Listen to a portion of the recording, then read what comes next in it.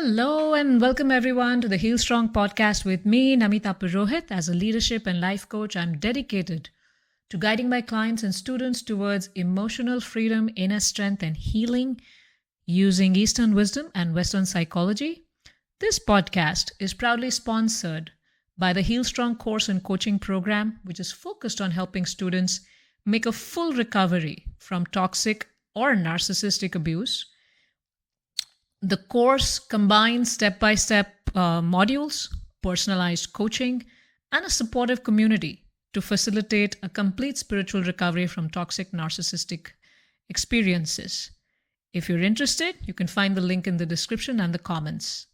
So today, we're going to touch upon a very often asked question is, should you divorce the narcissist? Oftentimes, people who are in narcissistic relationships and they're suffering terribly, they have this question in their mind. And because of their cultural upbringing, their spiritual reasoning, and the inability to make a decision on their own, because they're so deeply wounded and hurt, they often have this question, should I divorce the narcissist in my life? Because it can be extremely painful to live with them. It breaks, the victims completely.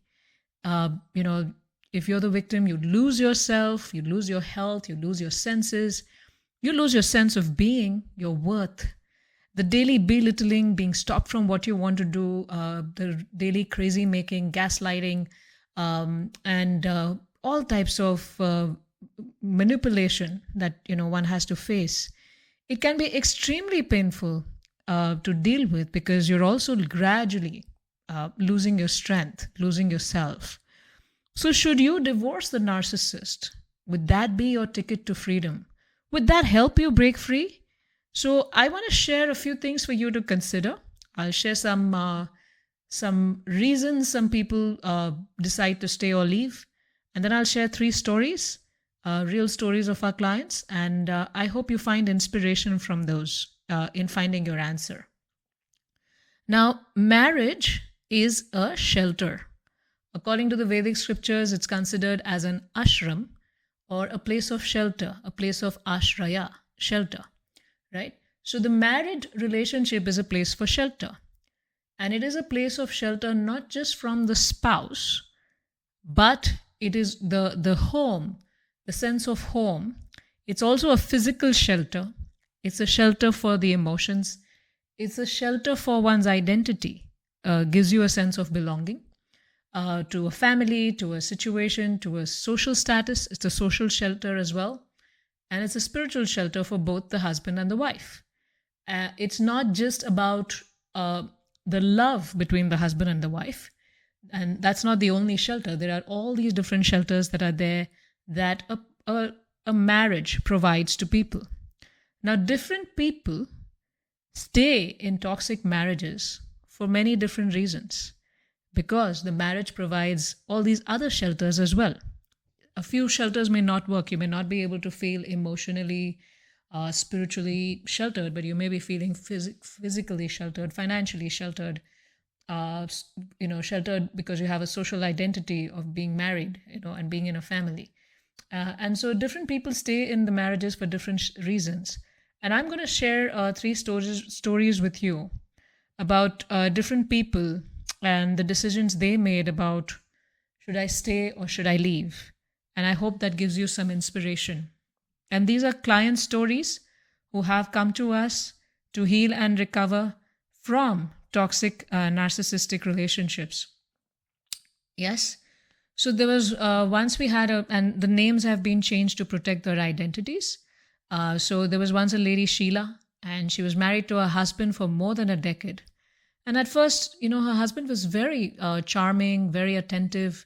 But as time passed and then they got married, he became more and more emotionally abusive, distant, silent treatment, gaslighting, toxic abuse, belittling her feelings, treating her as an object and what have you. And she tried to talk to him about how his behavior was affecting her. But he just kept dismissing her and telling her that it was just a figment of her imagination and he was actually a really nice guy and everyone spoke so highly of him and his family. And he was known to be such a gentleman and so nice, and he's never had issues with anybody except for her and things like that. But one day Sheila had enough, and she gave him an ultimatum that either he should get help for himself to understand the damage he is causing to her and work on fixing himself, or she would have to leave the marriage. And he was very furious and hurt, very angry, and he felt exposed as a narcissist. He could see that she can see that this is not some one-off mistake, but she's really understood his personality. And he didn't want to admit to any wrongdoing. And he told Sheila, I'm not going to change, and you had to adjust with me. And for a while, things were very tense between them. And then, Sheila got more and more broken and angry. And in that angriness, she also got more and more strong in her determination. And she wanted to, she just decided, and Rahul could see, she didn't say anything to him, but he could see that she wants to move out. And he started, he began a smear campaign against her, falsely accusing her of things she had not done, abusing her in her spiritual community, abusing her in her, the family community that she belonged to, and trying to turn all their friends and family against her. And all the goodwill that Sheila had accumulated because of her work as a volunteer, Rahul did a fantastic job at taking away all of that. And she felt very alone and isolated. But she knew she had to stay strong, and she continued to seeing Team East coach to help, the HealStrong specialized Team East coaches that we have on the team. And she continued working on healing herself despite Rahul's attempts to break her. And eventually, they decided to separate mutually. And, Sheila's decision was that she couldn't continue to stay there where her needs and feelings were being constantly dismissed, her identity was being dismissed. Her personality, her life, her aspirations, everything was being dismissed. And she was happy that she stood up to herself and also gave a chance to her husband to change, but he refused to change. And she was strong enough to set boundaries. She was strong enough to demand respect in her relationship, but she realized that, he wasn't going to do it. And she made the choice to walk away from the relationship. And she moved on with her life, feeling empowered that she was free from the toxic cycle. She was stuck for long. But that's Sheila, and that's she as an individual, and that's what she chose to do. I'll give you another example. So there was a man, Bridge. Again, names have been changed to protect client identities. And there was a man, Bridge, and his wife was very toxic, extremely toxic to him. And she was also having multiple affairs out of her marriage, and she constantly denied that whenever he questioned her. And he kept quiet. He didn't say much. He didn't make a noise. He didn't go around telling his family, seeking help, seeking support for the sake of his children, the 2 young children. And he felt that, usually what happens is that if there is one irresponsible person, then the other person in the marriage or in that relationship, whatever that relationship would be, overperforms and overcompensates to keep things together. And that's what Bridge did. But he became, as he was keeping it together, he was keeping things normal for the children, etc. He started feeling like he was having an emotional breakdown. And then he reached out to us because he reached out to us for coaching. He did the HealStrong program with us. And the courses are really good. And, he went through each of them to heal himself, not just physically, not just emotionally, but also physically, energetically, so many different ways. And, editing his mindset to protect himself. But he had come to us in a very exhausted stage from all the emotional toll of dealing with his wife's infidelity and narcissistic behavior. And he felt like he was losing himself. And he also wanted to leave the relationship, but he didn't want to disrupt the children's lives. And then with the support of the HealStrong program and the designated Team East coach that he was working with and his own support circle, he got a stepwise plan. And he began to work on healing himself and building his emotional strength, identifying, what in his life what he wants to focus on, establishing boundaries, and also prioritizing his own self-care. Because, with our help, he was able to understand that the kind of emotional and toll and physical toll that this can take on somebody's body. And he began to prioritize his self-care, and he started feeling more energized and centered. And we also helped him with nurturing other aspects of his identity and having other goals in life. And he decided to stay in the relationship for longer. And, he continued there. And he had learned how to no longer feel powerless and controlled by his life, by his wife. And he dedicated himself to staying in the marriage and focused on being the best father he could be so that his children would grow up without the effects of narcissistic abuse. And he created a fulfilling life also outside of the relationship through sports, through friends and things like that. But all that happened because he went through the process of strengthening his own self and healing himself, working on his own vulnerabilities and susceptibilities and learning how to deal, not just heal himself, but also then learning techniques how to deal. And he found solace in his life in this way. And he began to explore many new opportunities which he had previously ignored. So that is Bridge. And I'll share another story with you. As I said, everyone makes their own decisions. Now, a woman stayed on one of our clients, and she came to us when she was much older. And she was a young mother with 2 children, and she found herself in a toxic relationship with a very narcissistic husband. And despite the manipulation, despite the abuse that she endured, the loneliness she felt, the lack of connection and everything, and how she felt used and thrown, she wanted to leave, but she worried about how would she provide for herself and her children and resettle herself without the support of her husband. And over time, she felt trapped and isolated in the relationship. She knew she wanted to make a change, but the fear of the unknown, what would life be on my own? Would I be able to fend for myself? Will I be able to take care of myself? Will I be able to tap into my own inner resources and do things? She wasn't very sure about that.